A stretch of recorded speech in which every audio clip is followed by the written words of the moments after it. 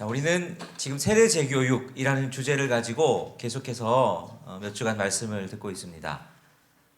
이 땅에서 유혹이 많은 이 땅에서 우리가 제대로 그리스도인으로 살기 위해서 다시 한번 세대에 대해서 기억을 하는데, 우리 지난 3주간을 한번 정리를 한번 해보시죠.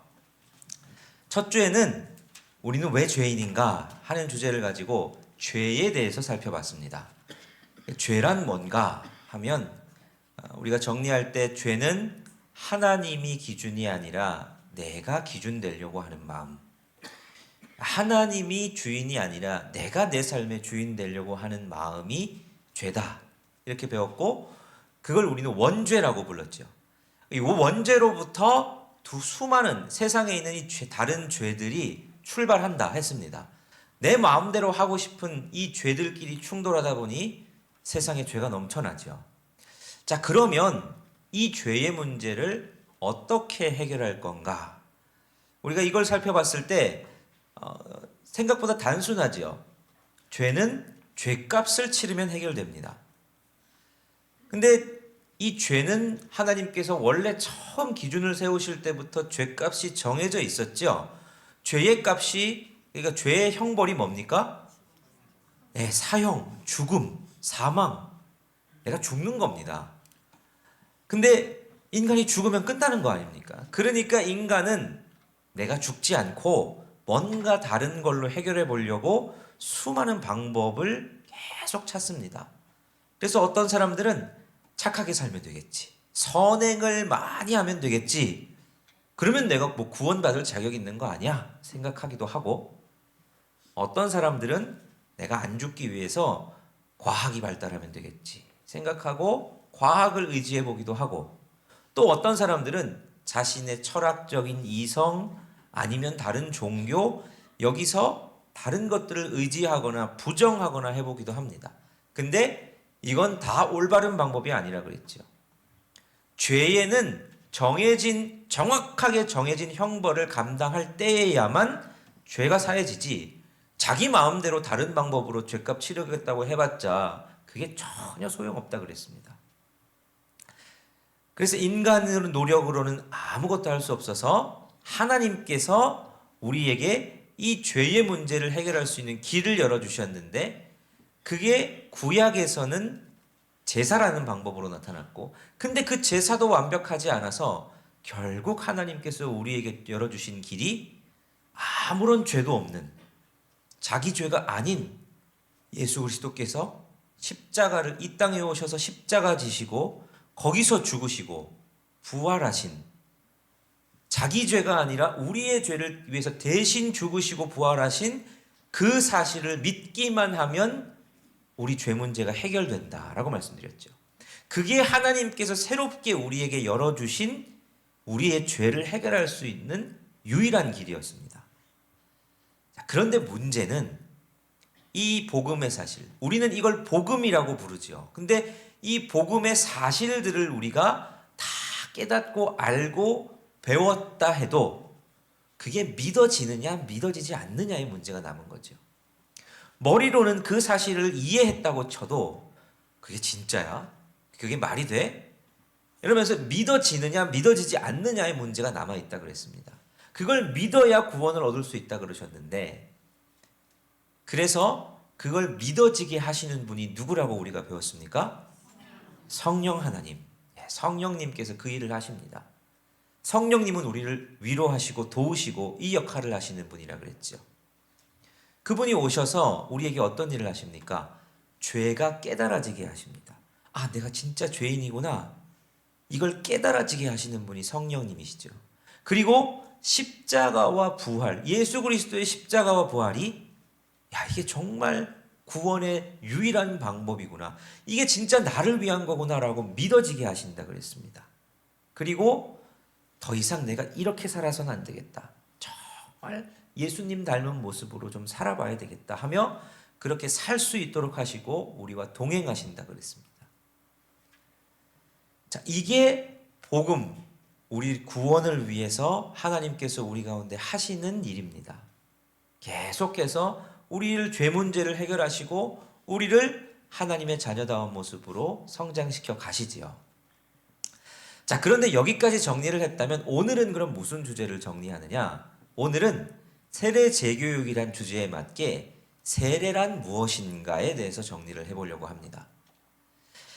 여러분 세례 받으신 분들 많이 계시죠? 근데 세례를 안 받으신 분들도 계실 겁니다. 우리 아이들 중에는 유아 세례를 받은 친구들도 있고 받지 않은 친구들도 있지요. 자, 그렇다면 세례란 도대체 왜 받는 거고 이게 무슨 의미가 있는 것인가? 여러분 세례 교육을 잘 받으셨었다면 기억하실 텐데 까먹으셨을 분들이 혹 있을 것 같아서 교육하는 겁니다.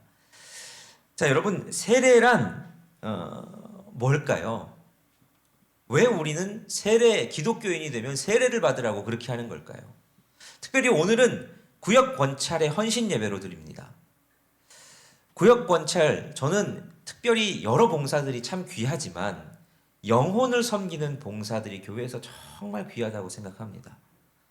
한 사람 한 사람의 영혼을 케어하고 돌보는 구역장, 권찰, 교사, 또 새가족팀, 교회의 모든 직분과 이 봉사 중에 뭐 안 귀한 것 있겠습니까마는 정말 중요한 건 영혼을 직접 케어하는 이분들이 참 중요하다고 생각하는데, 근데 그런 구역장 권찰님들이 잊지 않고 기억해야 되는 정신이 뭐냐? 이 세례의 정신입니다. 세례가 도대체 뭐고 내가 세례받았다는 게 뭔지를 제대로 알면 우리가 좋은 구역장과 권찰이 될 수 있겠다 싶습니다. 자, 우리가 교인으로서 법적으로 세례를 받은 사람들을 교회에서는 세례교인이라고 이름합니다. 그리고 세례를 받지 않고 그냥 교회에 등록해서 다니는 분을 원입교인이다 이렇게 말합니다. 그럼 원입교인은 그냥 등록한 날부터 원입교인이 되는 거고, 세례교인은 본인이 세례를 받았으면 세례받은 날부터 세례교인이 되는 거죠. 이게 법적인 지위가 달라집니다.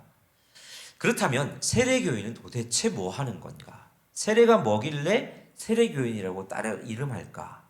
오늘 그걸 한번 살펴보려고 합니다. 자, 먼저 우리 총회에서 나온 세례교육 자료집이 있습니다. 세례 문답집이라고 하는데요. 거기에 보면 세례를 이렇게 정의를 합니다. 우리 세례를 같이 한번 읽어보실까요? 시작.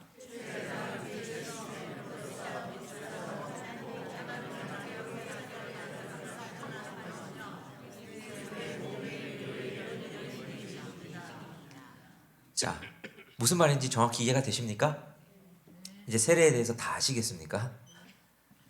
근데 저도 잘 이해가 안 되는데요. 이게 문장이 끊어지지도 않고 계속 연결되기도 해서 그런데 저걸 하나씩 살펴보면 세례가 뭔지를 정확히 알 수 있습니다. 그럼 첫 번째로 세례가 뭐냐? 세례는 첫 번째로 죄 씻음의 표입니다. 세례는 죄 씻음을 나타내는 겁니다. 우리가 세례를 받을 때 아주 중요하게 사용되는 상징이 하나가 있습니다. 아주 상징물로서 이거 없으면 세례가 안 됩니다. 이게 뭐냐? 물입니다. 예. 물은 세례에 있어서 필수적입니다. 성경에서도 세례가 처음 등장할 때부터 물이 사용되었음을 말씀하십니다. 마태복음 3장 16절 말씀 같이 읽겠습니다. 시작. 하늘이 열리고 하나님의 성령이 비둘기같이 내려 자기 위에 임하심을 보시더니. 자, 예수님께서 세례를 받으셨습니다. 근데 물에서 올라오셨다. 예수님이 물을 통해서 세례를 받으셨음을 알려주는 거죠. 세례 요한이 처음 세례를 베풀 때에도 요단강에서 물을 사용해서 세례를 베풀었고, 예수님도 요단강으로 와서 물을 통해서 세례 요한에게 세례를 받으셨습니다. 그때부터 세례는 물과 뗄래야 뗄 수 없는 관계였습니다. 그러면 왜 세례 때 물을 사용할까? 예수님 당시에는 어떻게 세례를 받았을까 생각해 보면 이 띄워주는 사진처럼 아마 세례를 받았을 겁니다. 세례 주는 사람과 세례 받는 사람이 다 같이 물에 들어가죠. 그리고 세례 주는 사람은 세례 받는 사람을 물에 풍덩 빠뜨립니다. 머리까지 다 잠기도록 풍덩 빠뜨렸다가 다시 일으킵니다. 그러니까 저 사람이 물 안 먹으려고 이제 코를 이렇게 잡고 있죠. 자, 여러분 물이라는 건 어떤 의미가 있을까? 요즘도 세례를 저렇게 하시는 분들이 있습니다. 침례교 가면 요즘도 예배당에 큰 욕조나 이런 탕을 갖다 놓고 직접 세례 주는 목사님과 받는 사람이 들어가서 풍덩 들어갔다가 나오기도 하고, 예전에 훈련소에서도 많이 했고요. 저도 제가 하와이 열방대학에서 DTS 과정할 때 하루는 바닷가로 피크닉을 가기로 했습니다. 근데 이제 학교장 목사님께서 혹시 바닷가 가는데 세례 받고 싶은 사람이 있느냐 하니까 한 스텝 자매가 자기가 세례 받고 싶다고 손을 들었습니다. 그래서 피크닉을 다 같이 가서 학생들이 이렇게 바닷가에서 이렇게 다 바라보고 있는 상태에서 두 분이 바다 중간으로 걸어 들어가더니 바닷가에서 풍덩 빠뜨려서 세례를 주시더라고요. 여러분, 세례라는 건 어떤 의미가 있느냐? 왜 물을 사용할까? 여러분, 물은 어떨 때 사용합니까? 우리가 뭐 마실 때 사용하기도 하지만 제일 중요하게는 주로 더러운 걸 씻어낼 때 이 물을 사용하죠. 하루를 마치고 집에 와서 샤워를 할 때도 우리는 물을 사용하고, 손을 씻을 때에도 물을 사용하고, 설거지 할 때도 빨래할 때도 물을 사용하는데 더러운 걸 씻기 위해 사용합니다. 세례에서도 마찬가지입니다. 세례는 더러운 걸 씻어낸다는 의미가 있습니다. 예수 그리스도의 십자가와 부활을 믿음으로 말미암아 예수님의 보혈로 우리의 죄는 다 깨끗해졌습니다. 그래서 세례는 세례 받을 때 죄가 씻어진다는 의미가 아니라 나는 예수 그리스도의 보혈로 이렇게 죄 씻김 받은 사람입니다라는 것을 세레머니하는 예식이 세례입니다. 그래서 물을 사용합니다. 물에 푹 빠졌다가 나옴을 통해서 나는 이렇게 깨끗하게 된 사람입니다 하는 걸 나타내는 거죠. 근데 우리는 지금 현재 이런 식으로 세례를 하지 않고 사진을 띄워주시면 이렇게 세례를 베풀죠. 세례반에 이렇게 손으로 물을 떠서 머리에 끼얹습니다.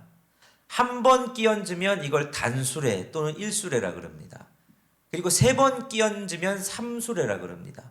성부와 성자와 성령의 이름으로 세례를 주노라 하고 이게 물을 끼얹지요. 자, 그러면 왜 우리는 물에 풍덩 안 들어가고 이렇게 하느냐? 뭔가 반쪽짜리 세례 같다라고 생각하실 수도 있겠지만 그렇지 않습니다. 이미 초대교회 때부터 이렇게 세례를 베풀었었습니다. 히플리투스의 사도전승이라는 문서를 보면 초대교회가 어떻게 신앙생활했는지 여러 힌트들이 나옵니다. 거기에 보면 이미 초대교회 때부터 물을 떠다가 손으로 물을 퍼서 머리에 끼얹는 식으로 세례를 줬음을 이야기합니다. 왜 그렇게 했을까? 그걸 생각해 보면 당시에는 박해가 있었기 때문입니다. 강에 나가서 요단강 가서 직접 세례를 베풀려고 하면 어떻게 됩니까? 잡혀가는 겁니다. 죽음이 기다리고 있는 거죠. 그 사람들은 신앙을 지키기 위해서 지하로 파서 들어가서 땅굴 속에서 삶을 살았지 않습니까? 카타콤이라는 곳. 거기서 신앙생활을 하다 보니 세례를 강에 가서 할 수가 없는 거죠. 그러니까 물을 떠다가 거기서부터 그래도 세례는 해야 되겠으니까 손에 물을 떠서 끼얹는 걸 통해서 세례를 베풀었던 겁니다. 그래서 의미는 똑같습니다. 강에 빠지건 아니면 손으로 물을 끼얹건 의미는 똑같은 거죠. 물이 내 머리에 끼얹어져서 머리를 타고 흘러내릴 때 예수 그리스도께서 내 죄를 다 사해 주셨다고, 나는 죄를 씻김 받은 사람이라는 걸 그 예식을 통해서 고백하는 게 세례였던 겁니다. 세례는 그런 겁니다. 세례는 우리가 세례를 다시 기억하고 세례를 받는다는 건 나는 죄 사함 받은 사람입니다 라는 걸 확증하고 드러내는 예식입니다. 그러므로 세례 받은 사람이 세례를 다시 기억할 때 우리는 뭘 붙들어야 되느냐? 우리는 정죄감에 빠지지 않아야 됩니다. 사단은 우리에게 계속 우리를 정죄합니다. 너 그렇게 살아서 예수 믿는다고 할 수 있냐? 너 그렇게 살아가지고 예배당에 나아갈 자격이라도 있냐? 네가 네 삶을 한번 봐라. 사단은 계속 우리를 정죄합니다. 그런데 우리가 세례를 다시 기억하면 나는 예수 그리스도의 십자가와 부활, 그 은혜로 말미암아 구원받은 사람이다. 나는 죄 문제가 해결된 사람이다. 또 죄를 지을 수밖에 없는 연약함이 우리에게 있지만 우리가 다시 예수 그리스도의 십자가를 붙들면 그분은 다시 우리 죄를 용서해 주신다. 이걸 붙드는 겁니다. 그래서 정죄감에 빠지지 않고 나는 이미 죄 문제, 죄가 씻음받은 사람이라 하는 것을 다시 기억하는 것이 세례를 다시 기억하는 의미이지요. 그게 세례를 받는 의미입니다. 매번 내 죄를 계속 핥기만 하는 분이 있다면 기억하십시오. 여러분이 세례를 받은 사람이라면, 그리고 여러분이 세례를 받아야 할 사람이라면 이 은혜의 사실이 우리 가운데 있다라는 사실을 기억해야 합니다. 두 번째로 세례는 뭐냐? 세례는 거듭남을 확증하는 겁니다. 거듭남을 확증한다는 게 그러면 무슨 소리냐? 거듭난다는 건 다시 태어난다는 얘기죠. 자, 여러분, 거듭남에 대해서 니고데모가 예수님을 찾아왔을 때 이런 대화를 나눕니다. 요한복음 3장 3절부터 5절까지 말씀을 같이 읽겠습니다. 시작. 예수께서 대답하여 이르시되 진실로 진실로 내게 이르노니 사람이 거듭나지 아니하면 하나님의 나라를 볼 수 없느니라. 니고데모가 이르되 사람이 늙으면 어떻게 날 수 있사옵나이까? 두 번째 모태에 들어갔다가 날 수 있사옵나이까? 예수께서 대답하시되 진실로 진실로 내게 이르노니 사람이 물과 성령으로 나지 아니하면 하나님의 나라에 들어갈 수 없느니라. 자, 여기서 거듭남에 대해서 말씀하십니다. 물과 성령으로 나지 아니하면, 물은 세례를 의미하는 거고 성령은 성령의 우리 가운데서 하시는 역사를 말하는 거죠. 거듭난다, 다시 태어난다, 이게 무슨 말이냐? 여러분, 세례에서 우리가 물을 사용한다 그랬죠? 강에 갔을 때 퐁덩 세례에 담급니다. 왜 담글까요? 사람이 머리 끝까지 물에 다 잠기면 어떻게 됩니까? 죽습니다. 물에 빠지면 사람은 죽지요. 모든 온 전신이 물에 다 담긴다는 건 내가 죽는다는 걸 의미합니다.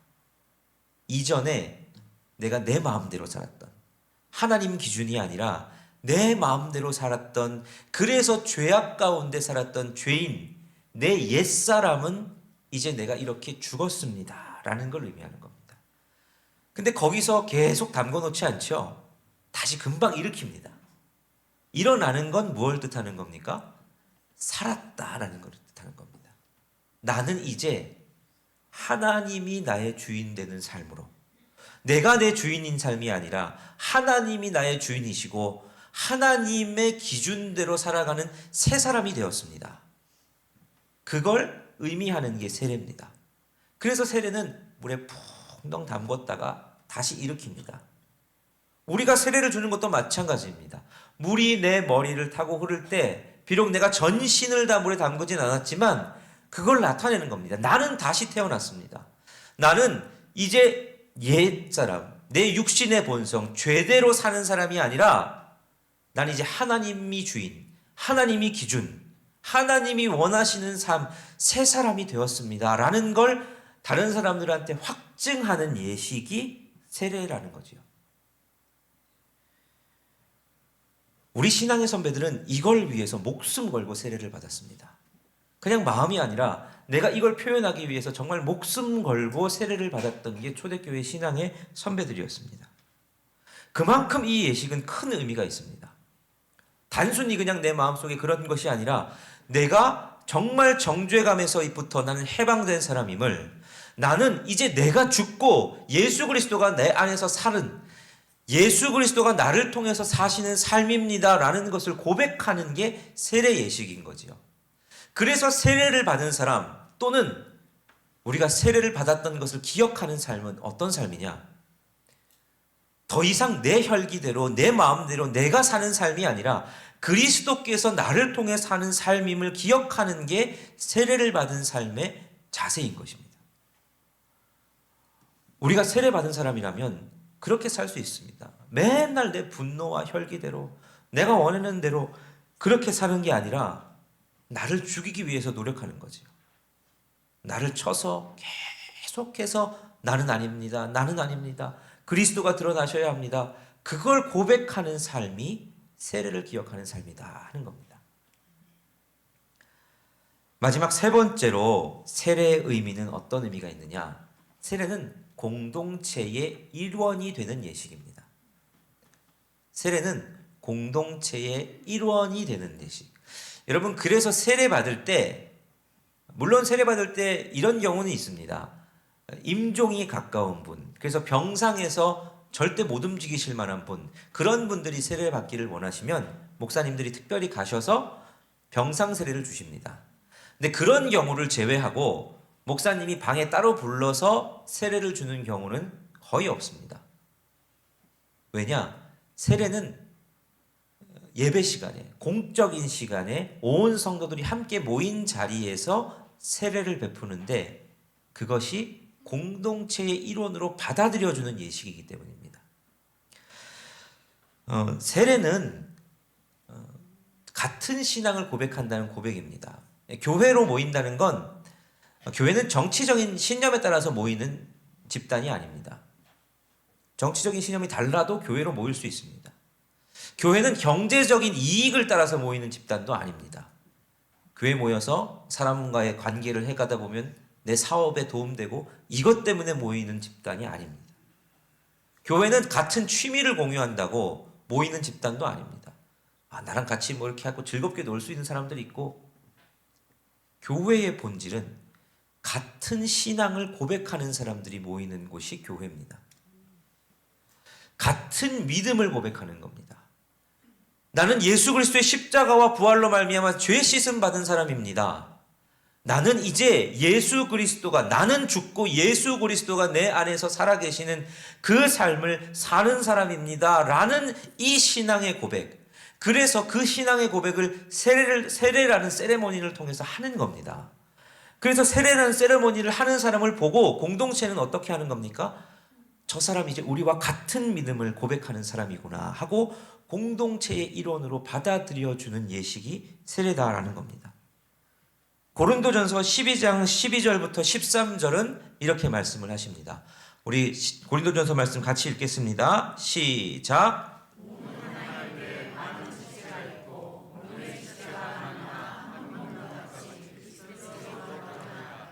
우리가 유대인이나 헬라인이나 종이나 자유인이나 다 한 성령으로 세례를 받아 한 몸이 되었고 또 다 한 성령을 마시게 하셨느니라. 아멘. 자, 우리가 한 성령으로 말미암아 세례를 받아서 한 몸이 됐습니다. 예수 그리스도가 교회의 머리시죠. 그리고 그 머리에 붙은 우리는 한 몸이랍니다. 한 몸은 머리가 생각하는 대로 움직이는 이 한 몸입니다. 손이, 발이 자기가 하고 싶은 대로 움직이는 것이 아니라 그리스도를 머리로 삼아서 그리스도가 원하는 대로 함께 움직이는 한 몸 공동체가 교회다라는 겁니다. 같은 그리스도를 구주로 고백하는 신앙을 가진 이들이 모인 것, 그것이 교회고 그 고백을 하는 곳이 세례의 자리입니다. 그래서 여러분, 우리는 세례를 계속 기억합니다. 언제 기억합니까? 예배 때마다 우리는 사도신경을 함께 고백하죠. 여러분, 사도신경은 우리가 뭘 믿는지를, 성부 하나님, 성자 예수님, 성령 하나님, 이 하나님을 우리가 어떻게 믿는지를 고백해 놓은 고백문입니다. 그걸 계속해서 고백하는 것. 여러분, 원래 사도신경의 자리는 이 말씀의 예전, 지금 우리가 드리는 이 자리가 아니라 원래 초대교회 때는 말씀의 예전 다음에 매번 바로 성찬 예전이 이어졌습니다. 근데 성찬을 하기 전에 사도신경을 합니다. 왜냐하면 사도신경은 세례를 기억하는 것이기 때문입니다. 세례를 기억하는 한 믿음을 가진 사람들이 나누는 것이 성찬이었습니다. 세례를 기억하는 이 사도신경을 우리가 말씀의 예전 가운데 함으로 우리는 뭘 기억하는 겁니까? 우리가 같은 믿음을 가지고 있음을 기억하는 겁니다.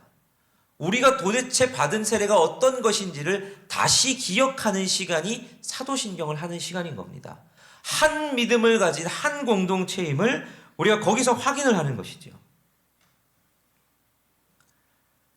자, 여러분, 세례교인들 계실 겁니다. 도대체 그럼 세례교인들은 뭐 하는 겁니까? 어떤 게 세례교인입니까? 그 믿음을 함께 나누는 게 세례교인입니다. 나는 예수 그리스도의 십자가와 부활을 믿습니다. 그래서 나는 더 이상 정죄감에 빠지지 않습니다. 나는 이제 내 육신의 모습, 나는 죽고 예수 그리스도가 나를 통해서 사는 삶, 그 삶을 내가 살아가겠습니다. 라고 고백하는 사람들이 세례교인입니다. 그래서 교회는 이 세례교인을 중심으로 공동의회도 모으고 함께 그렇게 하는 겁니다. 우리가 세례교인이라는 명칭을 받은 사람들이라면 그걸 기억해야 되지 않겠습니까? 앞으로 여러분들이 세례를 받으실 거라면 그걸 반드시 기억해야 되는 겁니다. 더 이상 내 혈기대로 내 마음대로 사는 사람이 아니구나. 아무리 사단이 나를 정죄해도 정죄감에 허덕여야 되는 사람이 아니구나 하는 걸 기억하는 거죠. 오늘 구역장 권찰님들 헌신 예배를 드리는데 구역장 권찰로 섬기다 보면 힘듭니다, 여러분. 구역원들 중에 말 안 듣는 구역원들 많으실 겁니다.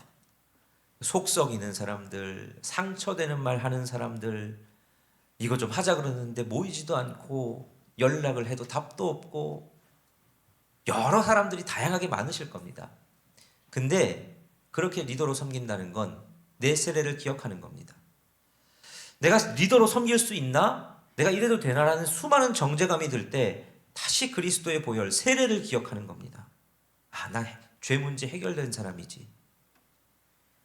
불쑥불쑥 내 혈기가 나올 때가 있습니다. 막 나를 화나게 하는 사람들, 내가 이해가 안 되는 행동을 하는 사람들, 근데 그럴 때 나는 뭐 이미 죽었는데 뭐. 내 자존심을 상하게 해도 나는 뭐 이미 죽은 사람인데 뭐. 예수 그리스도께서 드러나시면 되지. 그걸 기억하는 겁니다. 그게 세례를 받은 사람들이 살아가는 삶이다 하는 거죠. 여러분, 세례를 다시 기억하시면 좋겠습니다. 죄 씻음의 감격이 회복되시기를 바라고 나는 죽고 예수로 살아가는 그 삶을 소망하시게 되는 저와 여러분이 되셨으면 참 좋겠습니다.